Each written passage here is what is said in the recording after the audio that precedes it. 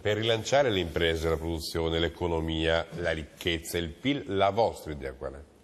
Ma noi si tratta, primo, bisogna aumentare la liquidità delle imprese, nel senso che se vogliamo che le imprese facciano investimenti, bisogna che le imprese abbiano maggiore facilità di accesso al credito bancario.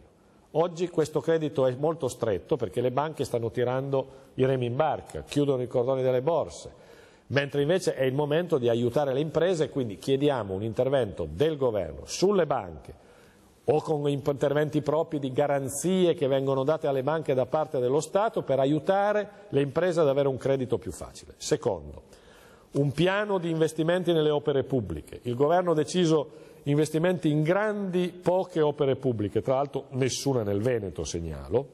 No? Noi diciamo che quel piano non è sufficiente, perché? Perché grandi opere come il ponte sullo Stretto di Messina sono opere così grandi dal punto di vista del volume e di tutta la progettazione eccetera, che l'efficacia sarà molto in là nel tempo. Noi abbiamo bisogno di attivare lavoro e investimenti subito. Allora, accanto al piano delle grandi opere... Perché secondo lei il ponte di Messina, se lo si vuole fare, si comincia a dar lavoro, cioè avere operai che lo fanno fra quanti anni? Non lo so, ma comunque non domani mattina, perché già solo la progettazione di una roba di questo genere, la gara europea, tutte queste cose qui. Allora noi diciamo, accanto alle grandi opere, si faccia un provvedimento semplice, si dia la possibilità, si allenti quello che è il chiamato patto di stabilità interno, c'è un patto tra governo, regioni e comuni, che gli enti locali, comuni e province e regioni non possono spendere più di tanto, anche se hanno i soldi. Si allenti questo patto, si consenta ai comuni che hanno soldi di investirli in tantissime opere pubbliche di scala locale, che hanno due vantaggi. Sono opere attivabili molto più celermente, perché non sono opere enormi che chiedono progettazione gigantesca, sono opere fattibili in tempi brevi, e queste opere vengono realizzate da sistema produttivo locale. Mentre, mi scusi, il ponte di Messina chi lo può costruire? 5 imprese in Europa. È ovvio, non investe il sistema produttivo territoriale. Quindi sblocchiamo tutte le opere pubbliche di carattere locale che si possono attivare subito, ed è un volume grande. Terzo, sblocchiamo i pagamenti delle pubbliche amministrazioni alle imprese. Oggi molte imprese hanno un problema di liquidità perché non ricevono pagamenti. Almeno i pagamenti delle pubbliche amministrazioni siano velocizzati, in ragione tale che le imprese hanno soldi e possono fare investimenti. Quarto, si intervenga appunto a tutelare i redditi, l'assegno per i disoccupati che non hanno nessun'altra copertura, forme di riduzione fiscale per le fasce di reddito medio-basse perché abbiano un po' più di soldi, e con un po' più di soldi si rimetta in moto anche un meccanismo di consumi. Queste sono proposte concrete, fattibili e anche con un impatto a breve che noi chiediamo che siano discusse e adottate. Ricordando i suoi passati ministeriali, sì. La vicenda delle ronde. Guardi, io penso che le ronde sono un'illusione, perché vede la sicurezza... Non un pericolo. Un'illusione che può tradursi anche in un pericolo, ma soprattutto un'illusione perché? Perché io penso che la sicurezza sia un problema serio. Garantire che i cittadini non abbiano paura, si sentano sicuri, vivano sicuri, è una priorità. Quindi non ho mai avuto dubbi, lei me l'ha sentito dire sempre. Ci conosciamo abbastanza che posso confermare. Io penso che la sicurezza non è né di destra né di sinistra.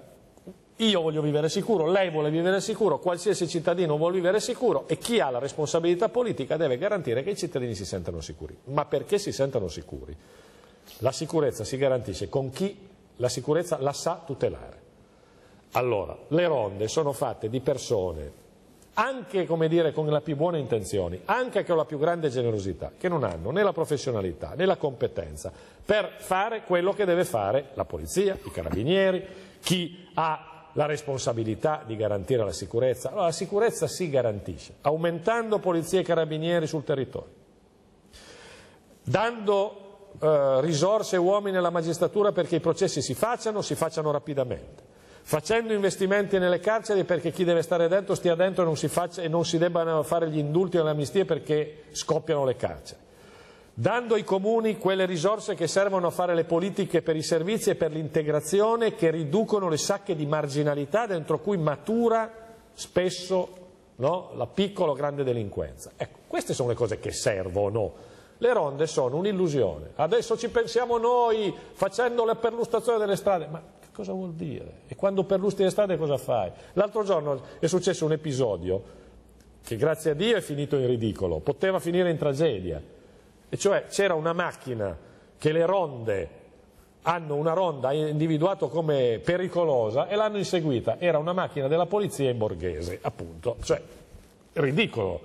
Cosa facciamo? Che le ronde inseguono la polizia, ognuno faccia il suo mestiere, no? E invece diamo a chi deve di garantire la sicurezza dei cittadini tutte le risorse. Oggi c'è l'intervista in un grande quotidiano che lei avrà visto del capo della polizia che spiega i salti mortali che la polizia deve fare per garantire che le macchine abbiano la benzina, che i poliziotti vadano in giro. Allora diamo più risorse alla polizia perché faccia il suo mestiere anziché inventarci le ronde.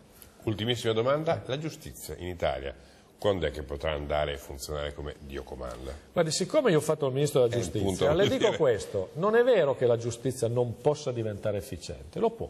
Io penso che un ministro, io ho potuto fare un solo anno e in un anno è un tempo troppo breve, ho fatto l'ultimo anno della legislatura 2001-2006, è troppo, scusi, 96-2001, è troppo breve un anno per riuscire a cambiare la giustizia. Ma se un ministro lo fa per 5 anni, io dico che in 5 anni la giustizia si può cambiare. Perché? Bisogna fare le cose che si devono fare. Primo, avere un numero di magistrati adeguato. Oggi noi siamo in una condizione di sottorganico, quindi facciamo le scelte per garantire che l'organico sia completo, dei magistrati, dei giudici di pace, in modo che i magistrati ci siano. Secondo, semplificare le procedure in ragione tale che i tempi dei processi siano più rapidi, e si può fare e ci sono proposte in questa direzione. Terzo, risolvere tantissimo contenzioso di natura civile attraverso forme extragiudiziali, non c'è bisogno di andare in tribunale per tutto, molte cose si possono risolvere con commissioni di conciliazione presso le camere di commercio, presso gli enti locali, presso gli ordini professionali, tutto, diciamo, il contenzioso minimo che ingolfa i tribunali lo si può risolvere in un altro modo. Quarto, informatizziamo, investiamo nelle tecnologie, perché una delle cose che soffoca la giustizia italiana sono i faldoni con la carta. E nell'epoca dell'informatica tantissima roba che oggi viaggia ancora per la carta può viaggiare attraverso i computer in termini più veloci, costando di meno e con meno personale.